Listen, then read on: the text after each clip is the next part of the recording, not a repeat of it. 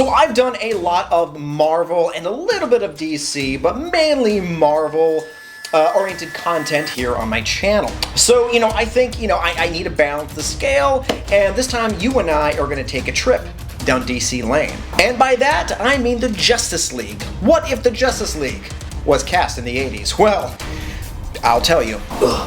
This is a great idea. Justice League. Yeah.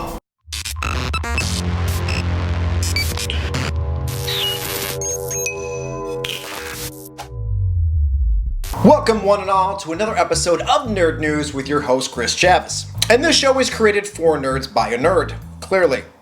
If you've seen my channel, you know I'm a nerd. So I've been absent a couple of episodes actually, due to, work. It's not a bad thing. You need work to have money, to have a roof over your head so I can do this. But I'm here nonetheless, and here we are together to share this moment.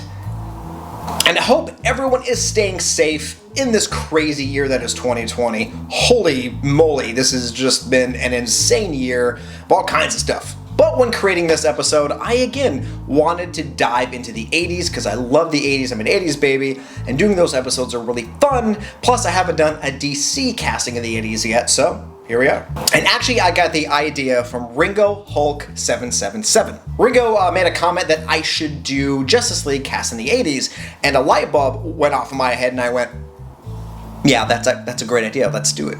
So before we get into this awesome casting, if this is your first time here, guys, I would greatly appreciate it if you hit that like, subscribe, and the notification bell so you could be all notified of nerd news. This guy, me, and them.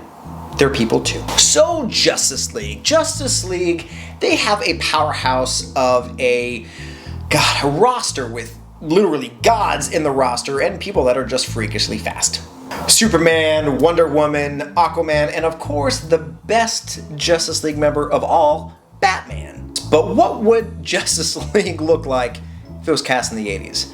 Amazing actors and actresses in the 80s could imbibe these characters to a T, to a J if you will, an uppercase J. So guys, let's get this started, and of course we're gonna start with Batman, duh. So if you know me, or if you've seen a lot of my episodes, you'll know that Michael Keaton is my end-all and be-all Batman. He is my favorite Batman.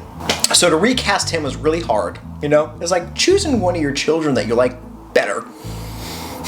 So I wanted to find an actor from the 80s that had that gritty, raw justice, I won't kill you, but your medical bills will type of actor. One that could imbibe the character with no dialogue, just a single stare down into the camera.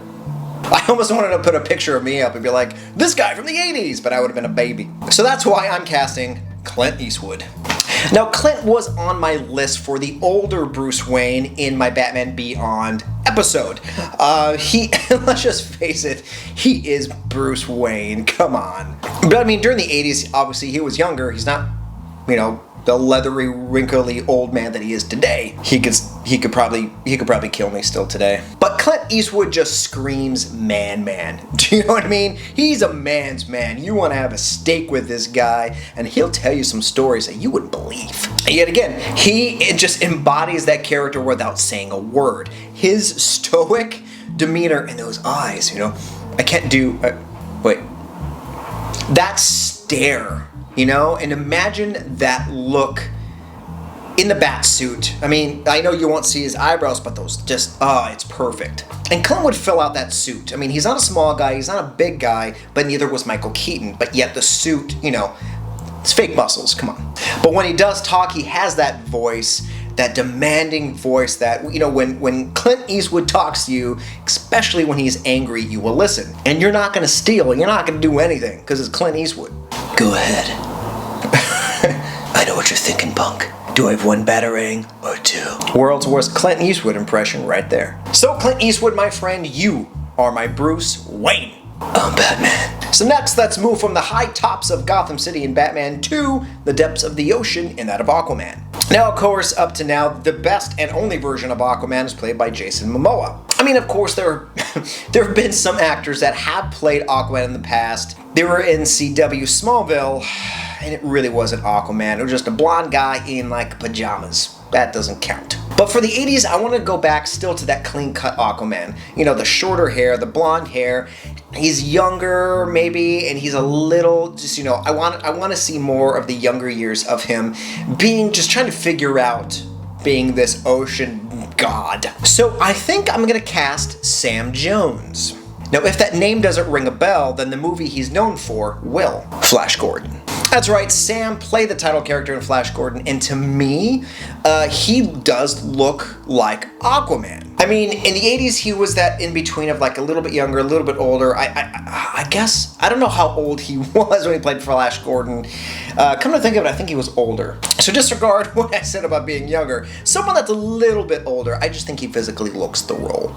But I mean, in Flash Gordon, he had a mixture of like, you know, some serious lines. Some lines are just really goofy. They're meant to be serious. But all in all, I think if you give him a good script, he would make a good Arthur Curry. And I would go all out. I would give him that classic orange and green, you know, what everyone sees and thinks when they picture Aquaman. And also, since it's the 80s, go all out. Be cheesy. Have him riding a dolphin.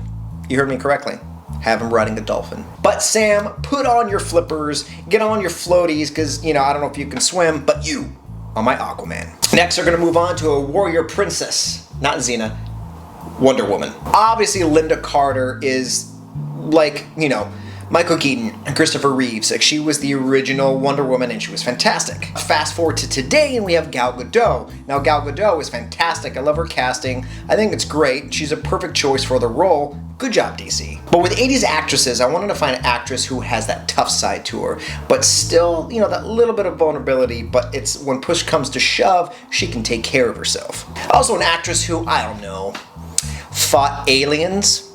That's right, I'm casting Sigourney Weaver. Now, Sigourney is an Amazon princess, let's just be honest. She is a really awesome actress. I loved her take as Ripley in Aliens. She didn't take no guff from some aliens with acid blood. No, she didn't care. She was like, I'm gonna get you. And during the 80s, I mean, she had a ton of good hits.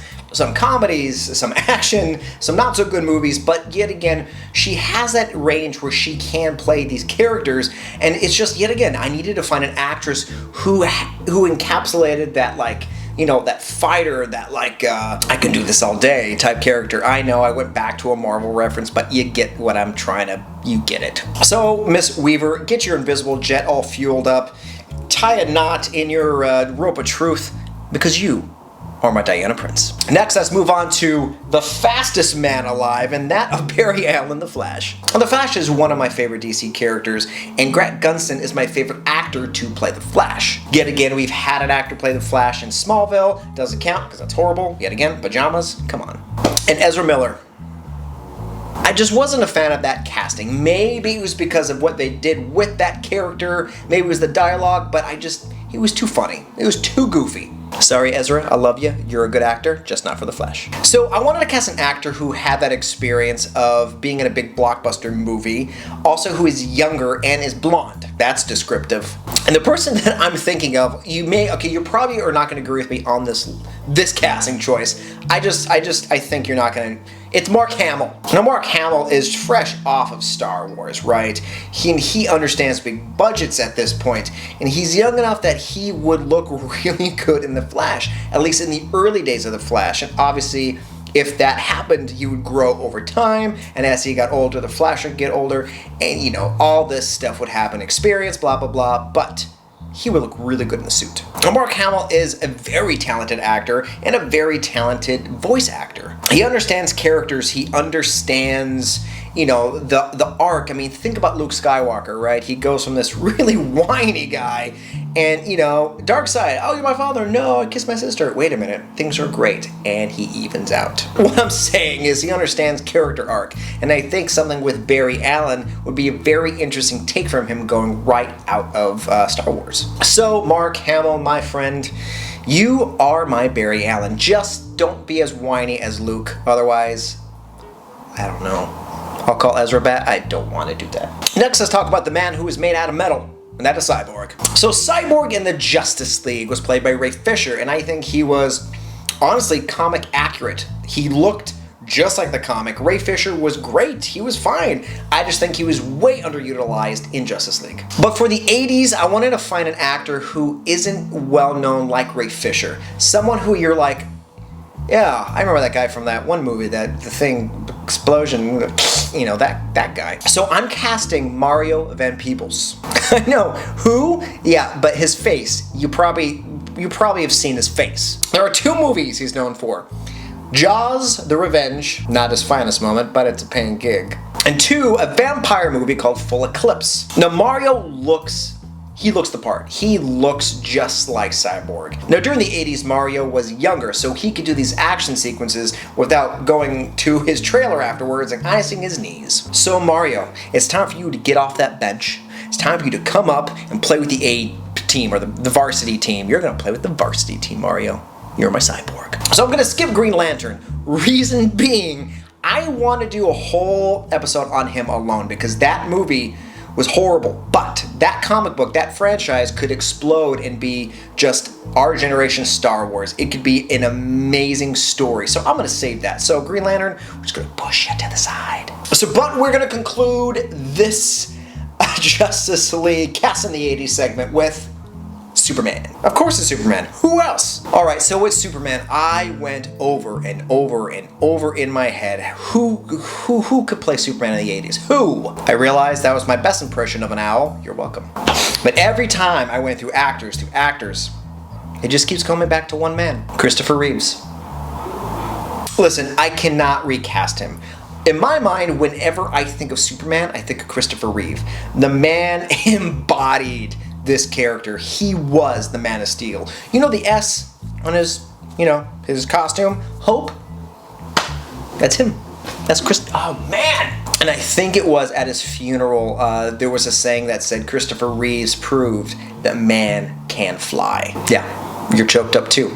I hear it. I hear the sniffling. So there's no way that I can recast him. I mean, obviously, there are some brilliant actors during the 80s that I could have casted, but I just couldn't do it. And you did prove that a man can fly. Well, guys, that is it. Did you agree with my list? Let me know in the comments below. I would love to hear your thoughts. But thanks, guys, for hanging out with me. I know it was a little bit of a longer episode, but, it's the 80s. The 80s waits for no man.